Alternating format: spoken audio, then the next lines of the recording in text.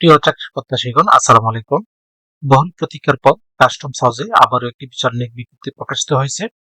সার্কুলারটি প্রকাশিত হয়েছে 29 মার্চ 2026 তারিখ। এখানে আপনারা বাংলাদেশের প্রত্যেকটি জেলা থেকে নারী এবং পুরুষ উভয় প্রার্থীগণ পঞ্চম, অষ্টম, এসএসসি ও এইচএসসি পাশে আবেদন করতে পারবেন। আবেদন শুরু কবে, শেষ কবে, কিভাবে আবেদনটি করতে হবে, আবেদন করতে কত টাকা লাগবে, কোন পদে আবেদন করতে কি কি যোগ্যতা লাগবে, আজকের ভিডিওতে এ টু জেড আলোচনা করব। মূল ভিডিওটি শুরু করার আগে আপনাদের কাছে একটি রিকোয়েস্ট থাকবে, আপনারা যারা এখনো অ্যাম্বিশন জব পয়েন্ট ইউটিউব চ্যানেলটি সাবস্ক্রাইব করেননি তারা চ্যানেলটি সাবস্ক্রাইব করে পাশে থাকা বেল আইকনটি প্রেস করে রাখেন, এতে পরবর্তীতে যে কোনো চাকরির আপডেট আসার সাথে সাথে নোটিফিকেশনে জানতে পারবেন। গণপ্রজাতন্ত্রী বাংলাদেশ সরকার কাস্টমস হাউস মঙ্গল এই সার্কুলারটিতে সর্বমোট 20টি ক্যাটাগরিতে লোক নিয়োগ করা হবে। তার মধ্যে সিপাহী পদেও লোক নিয়োগ করা হবে। লস্কর পদে সর্বমোট 12 জন লোক নিয়োগ করা হবে। এটি 20তম গ্রেডের একটি পদ। বেতন স্কেল 1250 টাকা থেকে 20,010 টাকা। মেরিন ট্রেনিং সেন্টার বা সরকার স্বীকৃত কোনো মেরিন স্থাপনা হতে ট্রেড সার্টিফিকেট ও লস্কর হিসেবে অভ্যন্তরীণ জাহাজে কমপক্ষে 2 বছরের বাস্তব অভিজ্ঞতা থাকলে এখানে আবেদন করতে পারবেন। এরপর হবে নিরাপত্তা প্রহরী পদে সর্বমোট 5 জন লোক নিয়োগ করা হবে। এটিও 20তম গ্রেডের একটি পদ। 8ম শ্রেণী পাশ হলে এখানে আবেদন করতে পারবেন। এরপর হবে বোটম্যান, এ পদে 3 জন লোক নিয়োগ করা হবে। 5ম শ্রেণী পাশ থাকলে এখানে আবেদন করতে পারবেন, তবে বোটম্যান হিসেবে কমপক্ষে 3 বছরের কাজের বাস্তব অভিজ্ঞতা থাকতে হবে।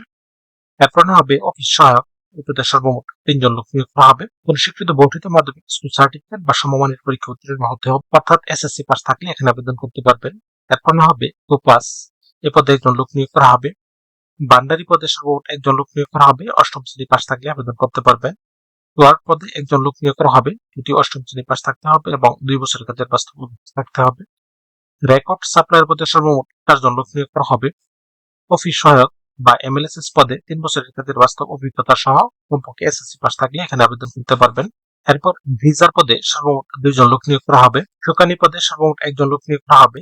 এছাড়াও সারিন পদে 1 জন লোক নিয়োগ করা হবে। এরপর সিপাহী পদে সর্বমোট 5 জন লোক নিয়োগ করা হবে। এটি 17তম গ্রেডের একটি পদ। বেতন স্কেল 9,000 থেকে 21,500 টাকা। কোন স্বীকৃত শিক্ষা বোর্ড হতে মাধ্যমিক স্কুল সার্টিফিকেট বা সমমানের পরীক্ষা উত্তীর্ণ হতে হবে, অর্থাৎ কমপক্ষে এসএসসি পাস থাকতে হবে।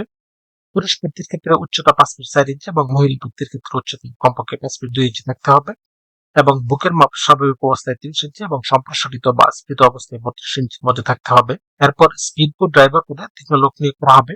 স্পিডবোট চালনায় 2 বছরের কাজের বাস্তব অভিজ্ঞতা সহ ড্রাইভিং লাইসেন্স থাকতে হবে।